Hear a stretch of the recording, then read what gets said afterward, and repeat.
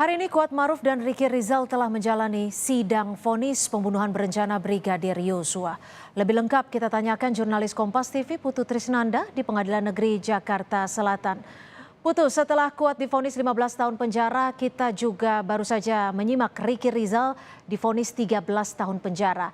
Apa saja poin-poin yang memberatkan Ricky sehingga mendapatkan hukuman 5 tahun lebih berat dari tuntutan jaksa? Ya, selamat petang, Cynthia dan juga saudara. Memang tadi disampaikan oleh maksud kami oleh majelis hakim terkait dengan poin-poin yang memberatkan Ricky Rizal. Ricky Rizal ini divonis oleh majelis hakim atau diputus bersalah selama 13 tahun penjara, dan ini tentu saja berbeda jika dibandingkan dengan Kuatmaruf yang divonis 15 tahun penjara. Padahal pada saat jaksa penuntut umum membacakan tuntutan, keduanya ini dituntut dengan jumlah hukuman yang sama, yakni dituntut dengan pidana penjara selama 8 tahun.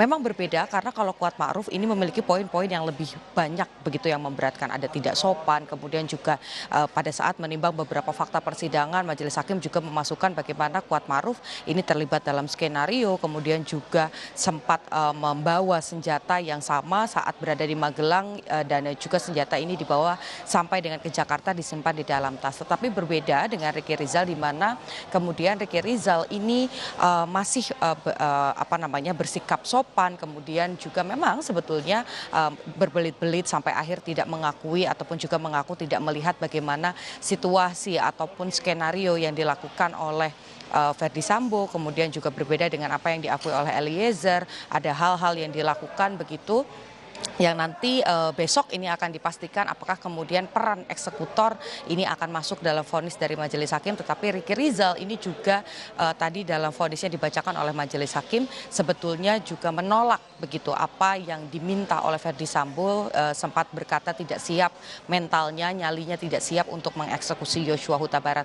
Oleh karena itu hukumannya ini memang berbeda dengan Kuatmaruf, di mana Kuatmaruf divonis maksud kami dengan pidana penjara selama 15 tahun, sementara Ricky Rizal ini dipidana selama 13 tahun penjara. Meskipun demikian, pihak Ricky Rizal dan juga kuasa hukum ini menyebut akan mengajukan banding karena tadi setelah dibacakan vonis oleh majelis hakim, Ricky Rizal juga menyampaikan kepada Kompas TV bagaimana sampai dengan hari ini Ricky Rizal mengaku tidak pernah memiliki niatan sekalipun untuk melakukan ataupun juga mengeksekusi melukai Yosua Huta Barat. Lebih lengkapnya lagi terkait dengan banding dari Ricky Rizal, berikut pernyataan dari kuasa hukum Ricky Rizal, Herman Umar. Ricky kan mau ngomong itu, dia menyatakan sebenarnya yang diucapkan, yang ditarik sama jaksa, dia mau ucapkan bahwa dia tidak melakukan seperti apa yang diputuskan oleh majelis hakim. Oleh karena itu dan tidak sesuai dengan fakta persidangan, dia menyatakan banding. Tapi kan karena dicegat-cegat gitu, ya udah dia menyuruh kita yang menyampaikan. Berarti akan mengajukan banding? Banding. Jangankan 13 tahun, satu hari pun tadi udah ngomong sebelumnya. 1 hari pun banding.